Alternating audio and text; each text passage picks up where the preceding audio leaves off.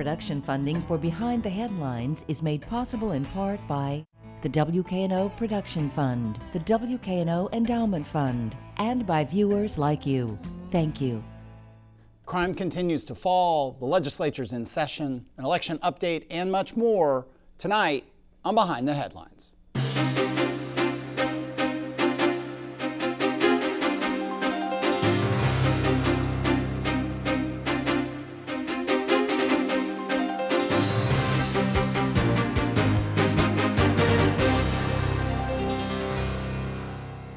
I'm Eric Barnes with the Daily Memphian. Thanks for joining us. I am joined tonight by roundtable journalists talking about some of the biggest stories of the week, including Toby Sells from the Memphis Flyer. Thanks for being here. Thanks for having me. Laura Testino from the Daily Memphian. Thanks for being here. Thanks. And Bill Dries, also with the Daily Memphian.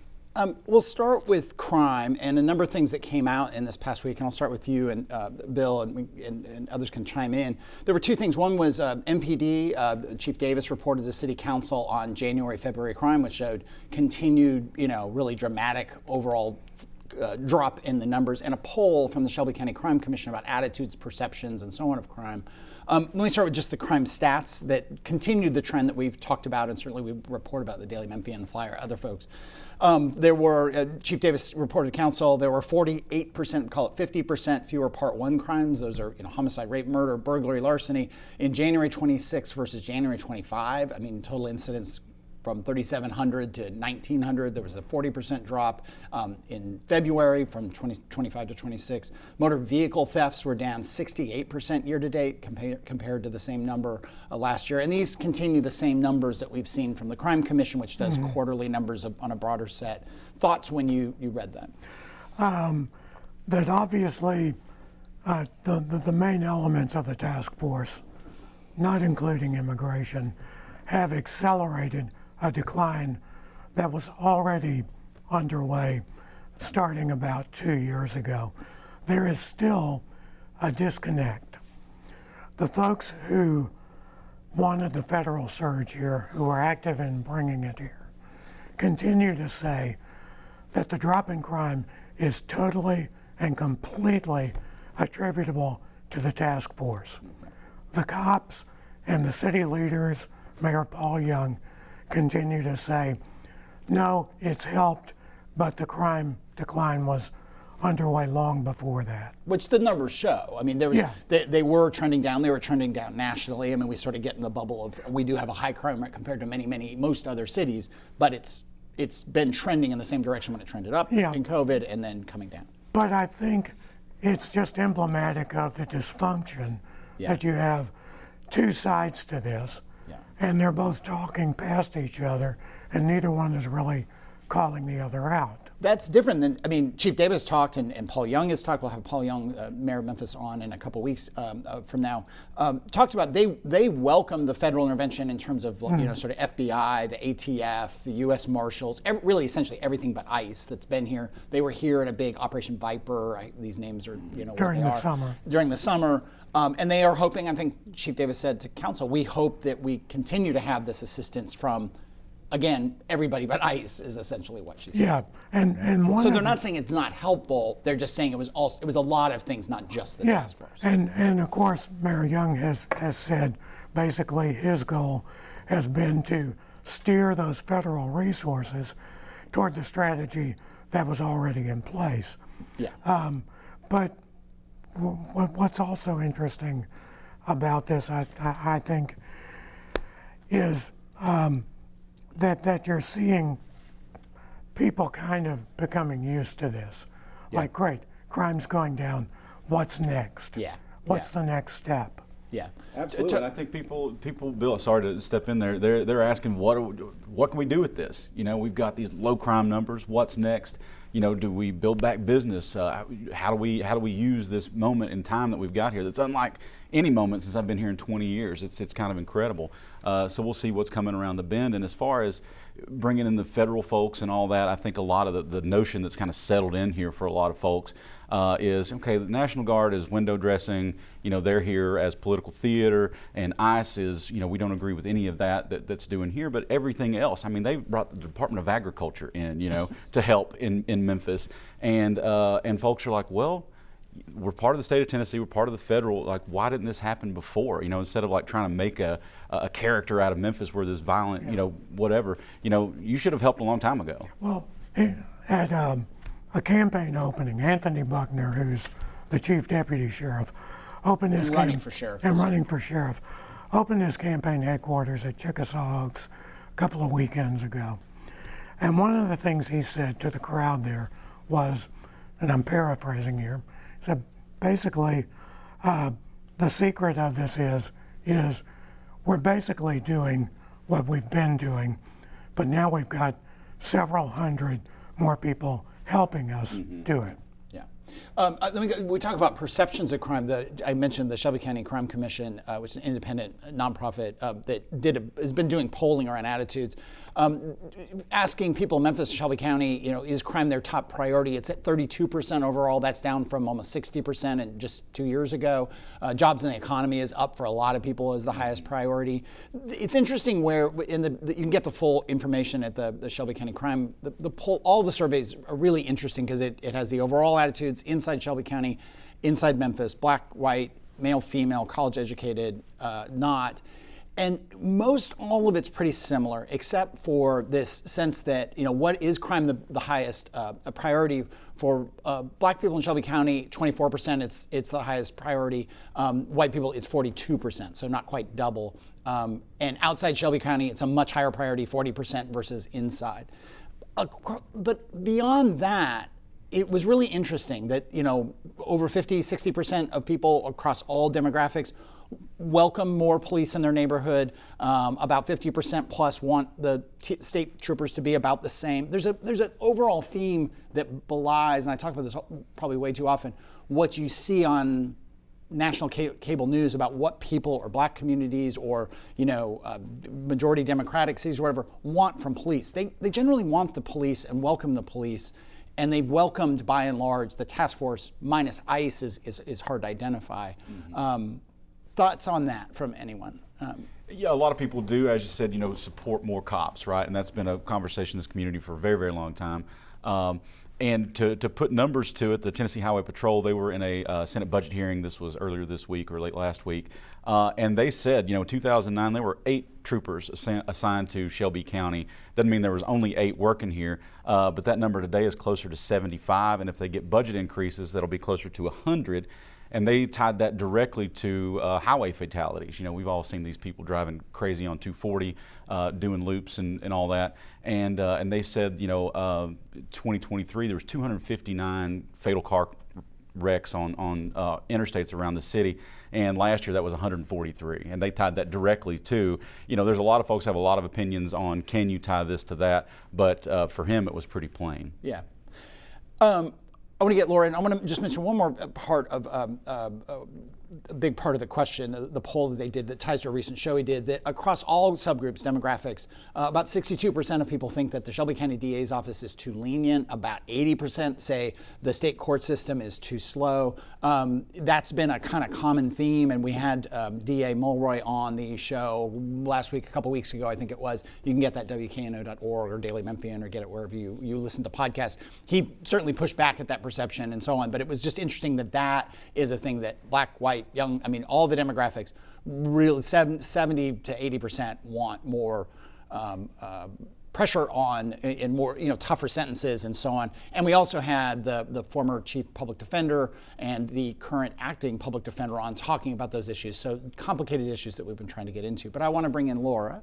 We're deep into the legislative session. They're moving real fast. I was up there last week and talking to some folks, and they're trying to move real fast because, one, they want to get out and they want to start campaigning. It's an election year for virtually all of them. You can start with education and touch on anything else as well. Are you seeing, obviously we've done a number of shows on the takeover. I laugh only because it's just one of these things that's just, you don't know where it's going to go, as dramatic and big as it is. But what all are you seeing up there? Sure, yeah. For the takeover specifically, you know, as the legislators came back in January, really wanted to see that passed, and it's definitely had a lull. I think we will potentially see it pick back up again once this interim forensic audit report is made public and completed in mid to late March. That's what we know is going to happen from the Tennessee Comptroller's Office. But we haven't seen any kind of huge movement on other education bills quite yet. As far as vouchers go, of course, we know the Governor Lee has wanted to expand the current expansion program, citing all of the interest in applications from across the state to expand that education freedom scholarship. I think that you're going to anticipate to see that continue to kind of be difficult to pass through with the budget the way that it is this year, with not as much extra room to add an additional $100 million into the expansion in the way that he wants to see it. We haven't seen as much motion either from an idea that House Speaker Cameron Sexton proposed also earlier this year that would have expanded the pilot program, which is already existing in Shelby County, Davidson County, and Hamilton County. Pilot program for vouchers. For vouchers, yes. Yeah. That one has more stringent eligibility requirements related to lower family income than the newer expansion universal voucher program. Some things that have seen some movement. Yesterday there were some big committee votes on immigration bills related to students and education. The school districts don't track whether students are documented or not, and this bill would suggest that they should have to. It's been revived from last year. What was removed in the House version that passed was a requirement that would require undocumented students to pay tuition. But we're starting to see another kind of situation from last year where this version is divulging from the Senate version of the bill. So unclear if it will pass, but would be quite costly for the bill to take effect. Yeah. On the audit, you and I have done a number of shows I talked about. We recently had 2 school board members, I think that was last week, you can get that episode online, and they are pushed back on this potential takeover and the likelihood that they will immediately, if it does pass, there'll be lawsuits, and so it's just real murky what's going on. We'll talk about elections of school board members here in a minute. The audit also, this forensic audit, we had Brent Taylor, the state senator, who's been pushing for the takeover and pushed for the audit, and Mark White, the state House member, who's also been, in the lead on this maybe a month ago, talking about, it's certainly Brent Taylor talking about just, you won't believe how terrible all these horrible things, but we still don't know what's in that audit. I mean, it seems clear there's going to be some messy financial record keeping and some, outdated systems, but it's not at all clear that there's some sort of fraud, abuse, people, taking trips and stealing money. None of that's real clear.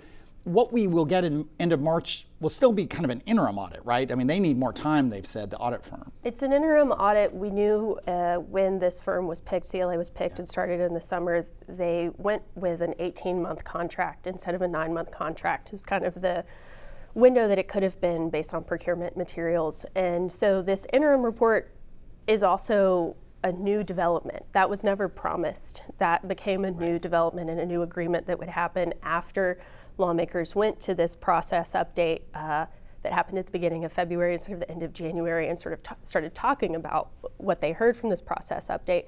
When interim, now Superintendent Roderick Richmond spoke to the Daily Memphian and others about their response to that report, they didn't know that it was going to happen, but they also talked a lot about the systems that they have, how some of them, are the same ones that they've had in place since the merger, and that, acknowledging that they wanted to update some of these systems. One more thing, I was talking to somebody who, this takeover idea would be a 9-member, the general idea is basically a 9-member Shelby County folks represented or appointed by the governor, the head of the House, the head of the Senate, but they have to be in Shelby County.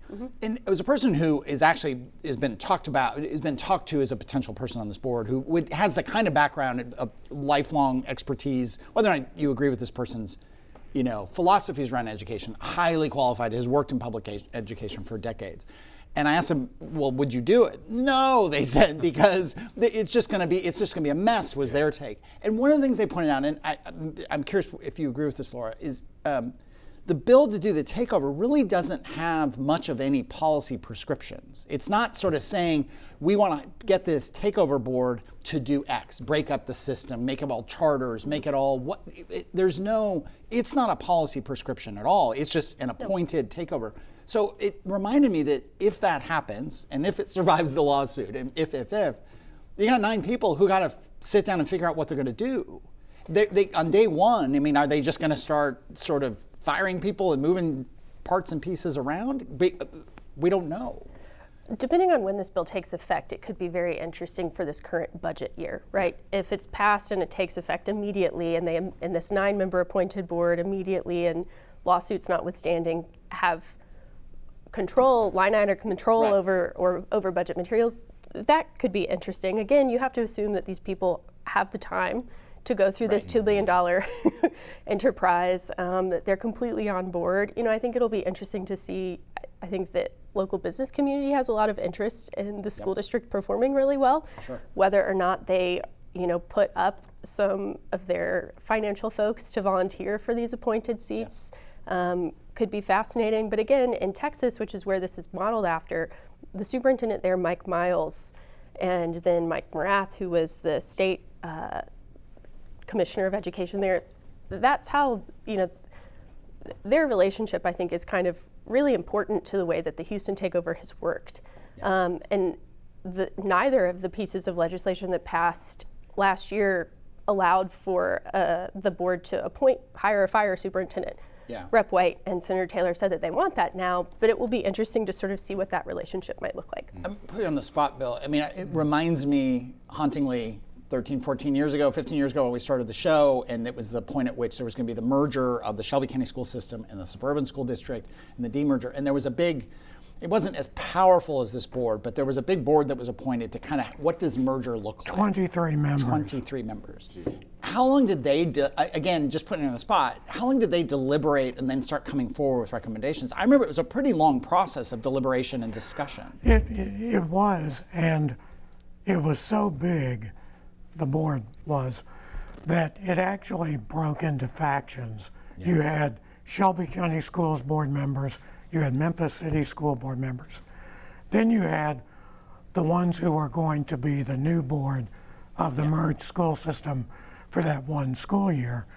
And they really struggled because you had two boards that each wanted to go different directions, and you had the folks caught in the middle. And I guess the thinking here is, well, you've got a Republican supermajority at the legislature. They're going to work closely with Shelby County power brokers, civic leaders, et cetera, and they're going to appoint a more unified group. But that isn't always the case. No. Well, and you there's have no guarantee this of that. situation the same with crime, right? Where you have what's actually going on and you have the perception of all of it. And I think that that's going to be a big thing, in part because this bill doesn't prescribe what improvements have to take place, right? And the way that the state tests are scored, there's only so much improvement I think that you could anticipate being able to happen mathematically if you're using those as the barometer. But we will do many more shows on this, and Laura, others will be writing about it, reporting on it as we go through the legislature and as if this gets passed and implemented. But the legislature is in session, has got a lot of other things on its plate. Toby, you want to run through some with what we have here, 9 minutes and show, some of the other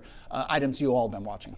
You bet. A big one that's kind of a sleeper one is there's a bill about hunting, right? And that would allow kind of state rules to overturn local rules on this.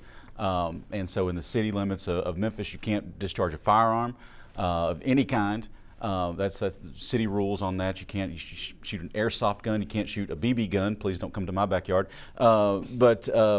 This new rule is framed as a hunting rule, and so it stems from, there was a court case in Sweetwater, Tennessee, where 6 duck hunters, they were on private land, but they were inside the city limits. They were shooting ducks, and they got fined for all of that. So state lawmakers, some of them want to make really clear that we have state rules on hunting, which allows you to do it wherever you want. We have to be like 100 yards from a building. There's some other things like that. But the sponsor of the Senate bill, Adam Lowe, said specifically, he said, we don't want city councils or county commissions determining how the Second Amendment is applied in the state of Tennessee. And so what that would effectively do, if that overruled the city laws on that, was you could hunt inside Memphis and Shelby County.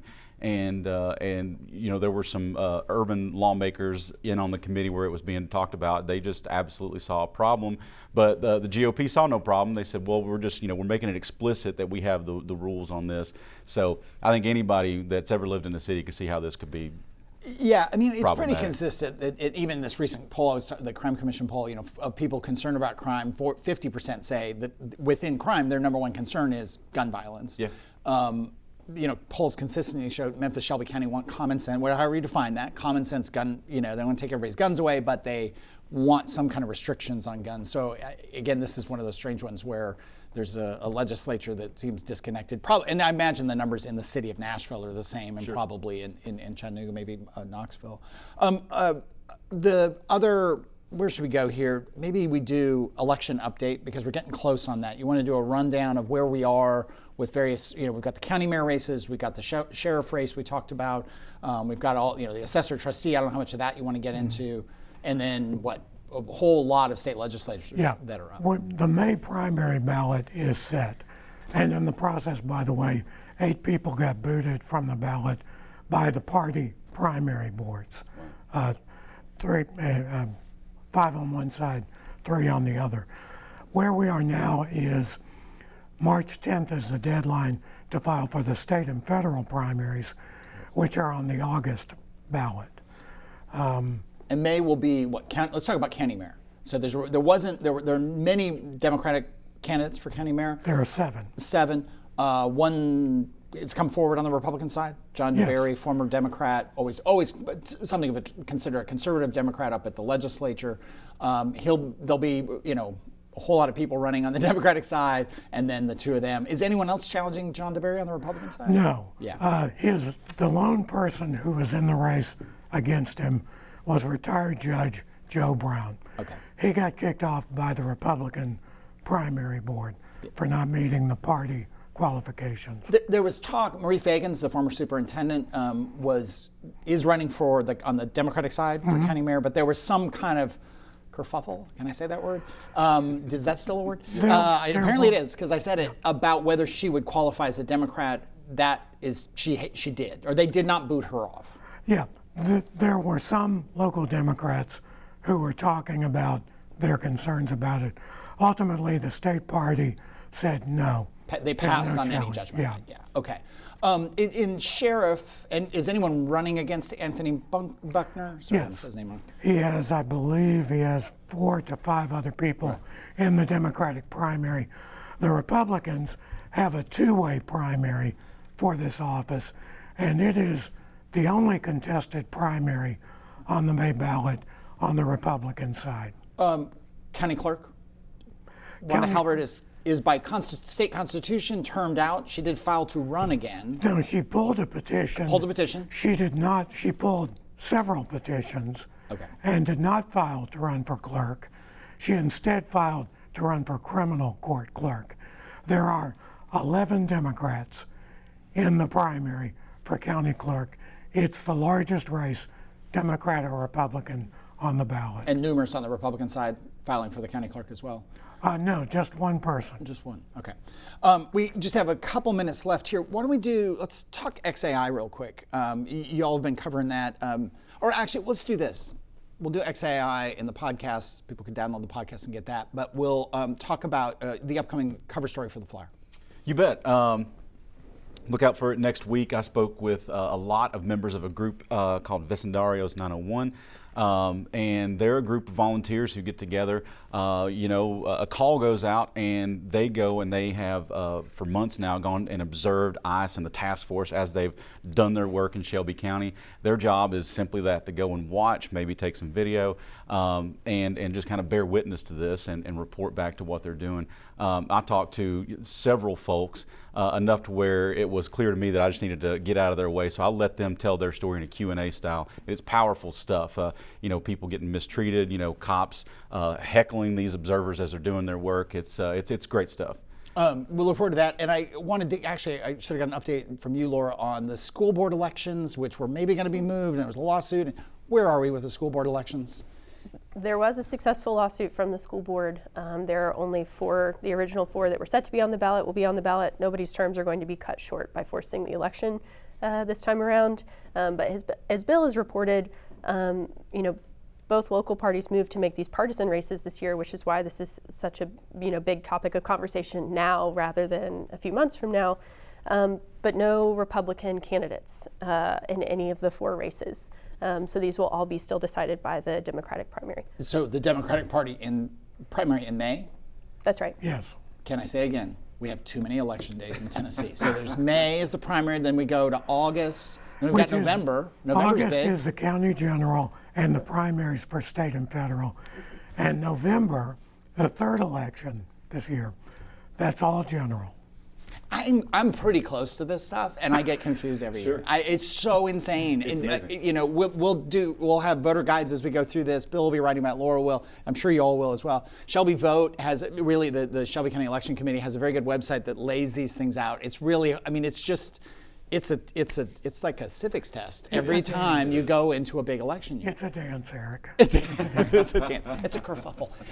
Anyway, that is all the time we have this week. Thank you all for being here. Thank you all for joining us. Again, if you missed any of the episode today, you can get the full episode at wkno.org or on YouTube or at the Daily Memphian. You can download the podcast of the show. I mentioned some of the recent shows. We had Taylor and White. We had Phyllis Aluka, the former chief public defender, Jerry Green, Steve Mulroy. We've got other shows coming up, including Mayor Paul Young in a few weeks. Join us then. Thanks and good night.